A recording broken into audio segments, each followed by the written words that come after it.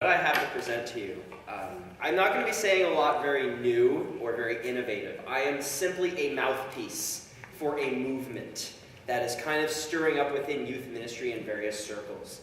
I haven't actually read Matt's book.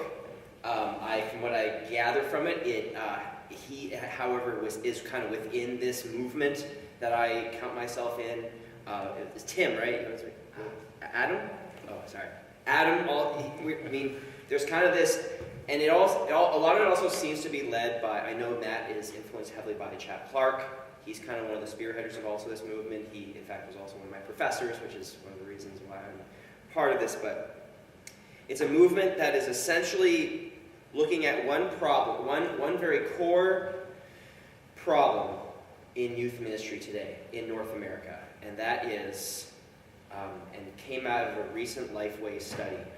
And it showed that 40 to 45%-ish of our best students, we're not talking the tangential students, the one that come everyone, 40 to 45% of our best students leave the church sometime, maybe a couple of years into university, into college age. That means that that's pretty haunting, because we all think about, our youth ministries are punctuated by these really important moments, retreats, baptisms, seeing these kids get really fired up for Christ, going out and serving Christ, witnessing to their friends about Christ. But to think that potentially 40% of those kids will eventually just drop from their faith as they go into adulthood is haunting. It almost, when I think about my ministry, it almost makes me wonder. It's like, for all the crying we get them to do at Blizzard or Avalanche, for all the baptisms that we see, are we making a difference? And truly we are making a difference for the other 60%, but what are we going to be doing about the hemorrhaging faith, as some have called it? So we're looking at that problem thinking, how can we fix that? How can we fix this hemorrhaging faith and bring us back so that youth actually have sustainable faith throughout the rest of their lives? And many solutions have been thrown at it. One of them being the division model, as Adam was talking about, which I'm actually going to speak a little bit more forcefully against, just because, and that's just my own opinion of things. The division model is, not to say in every case, but in most of the cases, it is really part of the problem.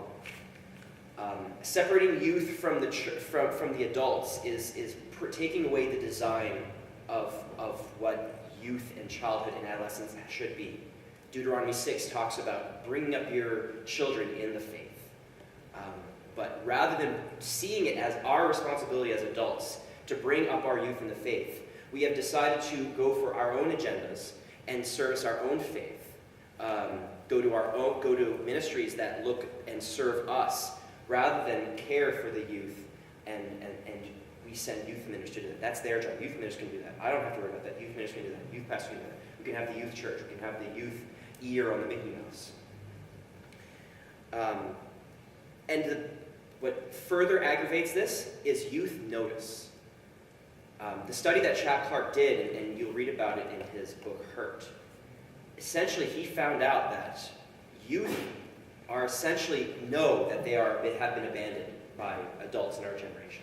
They know that adults are generally out for their own agendas and not out for their own agendas. So they live their entire lives, their entire adolescent lives, especially their high school lives, in this self-protection mode where they will engage with us as adults sometimes, but they're always keenly aware of how we're trying to insert our agenda, insert our needs above their needs. Because frankly, the mentality of our culture is that you should kind of bring themselves up by their bootstraps and find their own way in life. But they are struggling to find out who they are in this tumultuous time of their lives. So though we may think it's a good thing for them to find their own way, they desperately need our help and need our guidance. There are many solutions to this problem, and I could expound on this for a long time. But the one piece of this is what I like to call family ministry. Now, of course, family ministry, I mean, you talk about youth ministry, and you kind of know what that means. It means you're ministering to kids between the ages of maybe 6th grade and 12th grade-ish. But family ministry, what is that? And you're going to get a lot of different responses from different people. In fact, when surveyed, I forget exactly what survey is from, I learned that, but they essentially found that there's 3 kind of standard answers that different people have for family ministry. Some say that family ministry is about ministering to families, like individual nuclear families, mom, dad, kids, helping them, supporting them. That's family ministry. Others might say, well, it's not so much supporting the immediate family, but it's helping them and supporting them in the needs that they have, offering marriage counseling, pre-marriage counseling, grief counseling, divorce care, these kinds of things. That is family ministry. Others will say, however, that family ministry is not so much about talking about the individual families. It's talking about the church as the family of God. We're supposed to create an atmosphere in our church where we are one with one another's family and not worry so much about the immediate families, because your true family is the church. My approach, however, doesn't take any single one of these, but has a sort of umbrella or kaleidoscope view of all of these, plus with a few other little tidbits in there. And I'm going to tell you how I see family ministry, and I'm going to talk a little bit briefly about how that can be applied to us as specific youth ministers. Obviously, many of us, as I've spoken to you, have specific. I have the pleasure and the privilege of being a pastor who is overseeing children, youth, small groups, very wide, so I can oversee it. But a lot of us are maybe stuck, maybe not stuck, but find ourselves in positions where we are only looking after maybe senior high, or maybe only after junior high, or maybe just the youth, or something like that. So how does that fit in there? I'll talk about that a little bit briefly after. So I see family ministry as 4 parts. It is indeed about the family of God, first and foremost. It's about recognizing that the Trinity is community. And as we reflect that community within the Trinity, we reflect that within one another in the fellowship of believers. The koinonia, if you want to use a Greek word. Within the fellowship of believers, we are family. And so our relationships with one another should reflect that. Unfortunately, what we find in churches is not so much a family of God, but we find not only a one-eared Mickey Mouse, as Adam had on the screen, but in addition to the youth ministry ear, we now have children's ministry ear, and men's ministry ear, and women's ministry ear. Everyone has their own kind of ministries to service their own needs, but no one's kind of welcoming one another into the family of God. So if you happen to be in a framework, and you come into the church as a 30-year-old single mother, maybe you have a ministry for that, but maybe it's the 25-year-old college student, or maybe it's an elderly person. What demographics are being missed by our church? Are we truly creating a family of God together? Or are we just kind of going in our own groups? And that leads into my second point about family ministry. So first part is creating a family of God. Second part is adopting young people into that family. They're in their self-protection mode. We cannot rely on them to know instinctively how to navigate the adult world. They're by definition not adults. They're adolescents. And they're feeling very cautious around adults. We have to adopt them and bring them in. It involves switching our orientation about how we see youth ministry. It is not our goal to create great youth ministries where lots of kids come to faith and get baptized and come every week and are on fire. That is, of course, it's a good goal, but our primary goal, in fact, is to see it as a transition ministry. If a youth by senior high stops coming to your youth group, not because they are just bored with youth or church, but because they've been connected to the adult church in so many other different ways and they just don't need youth ministry to support them, I would consider that a win. Because what they're going to do is they're going to continue throughout their adulthood, knowing that the church is their community. They don't need the support of the transitional ministry of youth ministry. They're already connected. So the question then becomes, what happens though with that would be a very rare occasion. I've never seen a senior high actually leave youth ministry for that reason. So what happens when they do leave senior high and they go off into college? What is our strategy as a church, as a whole, and also as individual churches, to lead them into adulthood? Is there a place for them? And honestly, that's a tough thing for me to even think about, because even if speaking, I've been at my church for a week and a half, but even thinking my previous church, there really is no other place other than staying at youth group for a 20-year-old college student.